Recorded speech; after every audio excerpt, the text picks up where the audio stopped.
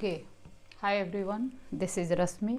आप सभी का रश्मि सिन्हा चैनल में बहुत बहुत स्वागत है। मैं आपके पास DBMS सिस्टम का कंकरेंसी कंट्रोल सिस्टम का बहुत ही बेहतरीन कॉन्सेप्ट लेके आई हूँ। प्लीज़ प्लीज़ मेरे साथ वीडियो में बने रहिए, आपको अच्छे समझ में आएगा।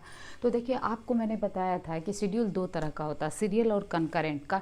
हर कंकरेंट शेड्यूल, हालांकि कंकरेंट शेड्यूल इफ़िशियंट होता है ज़्यादा किससे, सीरियल शेड्यूल से, लेकिन कंकरेंट शेड्यूल जो होता है वो सारा concurrent schedule is not acceptable. Only those concurrent schedule which are equivalent to serial schedule are only acceptable. Why?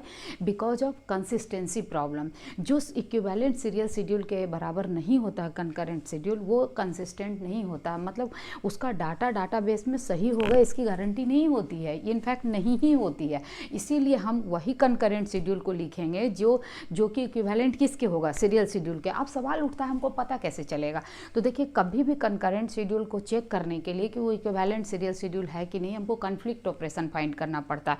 और कॉन्फ्लिक्ट ऑपरेशन के लिए तीन कंडीशन है कि अगर ये तीनों कंडीशन को ऑपरेशन सेटिस्फाई करेगा तभी वो कॉन्फ्लिक्ट होगा। जैसे ट्रांजैक्शन हमेशा डिफरेंट होना चाहिए कॉन्फ्लिक्ट ऑपरेशन के लिए, सेम ट्रांजैक्शन में कभी भी कॉन्फ्लिक्ट नहीं होता। डेटा आइटम सेम होना चाहिए, ठीक ना, और कम से कम एक ऑपरेशन राइट ऑपरेशन होना चाहिए, मतलब रीड के बीच कभी भी कॉन्फ्लिक्ट नहीं होगा, ठीक है। तो अब हम लोग फटाफट खींचते हैं। कोई मान लीजिए एक शेड्यूल आपको दिया हुआ, शेड्यूल वही होता है जिसमें कई सारे ट्रांजैक्शन होते हैं। तो सपोज एक शेड्यूल आपको दिया हुआ, ठीक ना। अब इसमें ये schedule equivalent to serial schedule है कि नहीं, इसको समझने के लिए फटाफट हम लोग काम करते हैं। तो ये सीरियल शेड्यूल में देखिए 1 और 2 दो ही सफिक्स है, मतलब देयर आर ओनली 2 ट्रांजैक्शन। तो ये दोनों ट्रांजैक्शन को मैंने जिस ऑर्डर में दिया हुआ उसी में सजा दिया। देखिए R1 पहले, तो R1 पहले, W1 पहले, फिर उसके बाद R2 फिर उसके बाद W2 फिर R1B, फिर W1B, फिर R2B, फिर W2B। अब इसमें हम लोग चेक करेंगे कि where is the conflict operation. तो कॉन्फ्लिक्ट ऑपरेशन के लिए ऊपर से टॉप टू बॉटम से चेक करना होता है। तो देखिए R1A यहाँ पर है, तो R1 का R2A के साथ रीड कॉन्फ्लिक्ट तो होगा नहीं। तो R1 का किसके साथ, देखिए W2 के साथ कॉन्फ्लिक्ट होगा। क्यों? क्योंकि दोनों ट्रांजेक्शन, एक फर्स्ट है दूसरा सेकेंड है, दो अलग अलग ट्रांजेक्शन है, सेम डेटा आइटम A है और at least 1 write operation is there, so there is the conflict operation. And W1 का भी W2 के साथ है, लेकिन इन सब का इसके साथ नहीं होगा क्योंकि यहाँ डेटा जो है वो डिफरेंट है। ये A है और ये B है। कॉन्फ्लिक्ट ऑपरेशन वहीं होता है जहाँ डाटा आइटम सेम हो। सो इसका कॉन्फ्लिक्ट सिर्फ इसके साथ होगा। तो यहाँ बात खत्म हो गई। अब इसके बाद चेक कीजिए, इसके बाद ये है तो इसका कॉन्फ्लिक्ट इसके साथ चेक होगा, लेकिन यहाँ A डेटा आइटम है, यहाँ B, तो इधर चेक करने का ज़रूरत ही नहीं है। अब इस पर आइए, R1B है तो इसके करस्पॉन्डिंग इधर देखिए W2B, R1 R2 के बीच तो होना नहीं है, लेकिन ये B सेम डेटा आइटम है और राइट ऑपरेशन है। तो इसका मतलब क्या है, जब हम कॉन्फ्लिक्ट ऑपरेशन फाइंड कर लिए तो इसका मतलब क्या है, तो इसका मतलब ये है कि जैसे ये और ये दो ऑपरेशन ऐसा है जो किसी के साथ कॉन्फ्लिक्ट नहीं है, तो इसको आप सीरियल ऑर्डर में कहीं भी रख दीजिए, कोई दिक्कत नहीं है। लेकिन जो कॉन्फ्लिक्ट ऑपरेशन है उसको रखने में आपको समझदारी दिखानी पड़ेगी। क्या देखना पड़ेगा कि ये ऑपरेशन T1 का पहले हुआ है, बाद में T2 का हुआ है। तो जब आप सीरियल शेड्यूल खींचिएगा ना, तो आपको सीरियल शेड्यूल में भी ये ऑपरेशन को पहले दिखाना पड़ेगा T1 का, बाद में ये T2 में दिखाना पड़ेगा। उसी तरीके से अगर ये T1 का पहले हुआ है, बाद में ये T2 का हुआ है, तो जब ये कंप्लीट T1 का होगा तभी ये T2 का होगा। ये ऑर्डर आपको मेंटेन रखना है। अगर इस ऑर्डर को मेंटेन रखते हुए आप सीरियल शेड्यूल खींचने में कामयाब हो जाते हैं तो ये आप कहिएगा कि yes, this is conflict serializable, this is equivalent to serial schedule. तो चलिए फटाफट हम लोग खींचते हैं।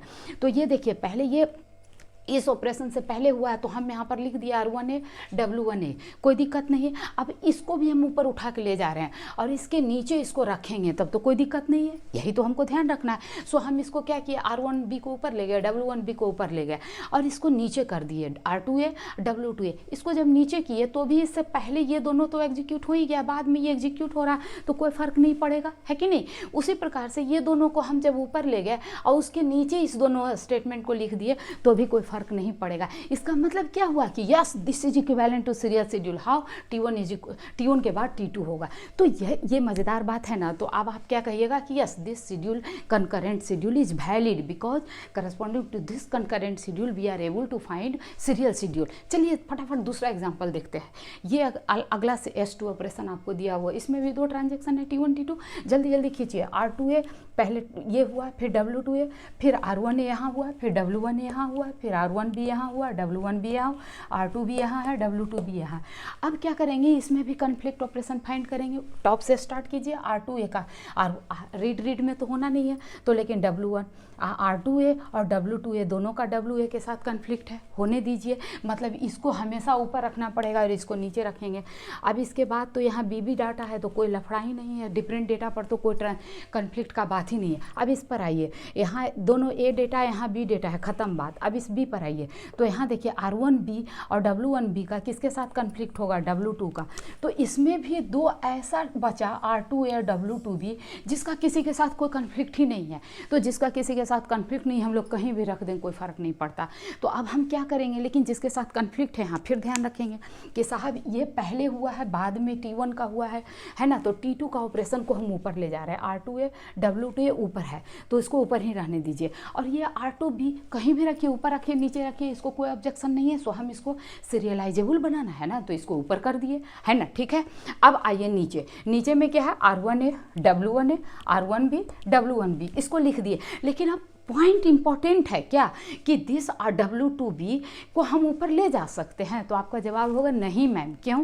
क्योंकि W2B जो है ये W1B के बाद ही एग्जीक्यूट होगा। तो इसको अगर ऊपर ले जाएंगे तो ये W1 के पहले एग्जीक्यूट होगा तो गड़बड़ हो जाएगा, तो आपका कंसिस्टेंसी ब्रेक हो जाएगा। तो हर हाल में आपको W1B के बाद ही W2B रखना है। तो इस तरीके से हम क्या पा रहे हैं कि ओह सॉरी, ये इसके करस्पॉन्डिंग हम इक्विवेलेंट सीरियल शेड्यूल नहीं बना पा रहे हैं। तो इसका मतलब क्या हुआ कि सिर्फ S1 जो है आपका ये इक्विवेलेंट टू सीरियल शेड्यूल है, S2 equivalent to serial schedule नहीं है। इसका मतलब this is valid but this is not valid. Clear हो गई बात हमारी, बात है ना, समझ में आ गया।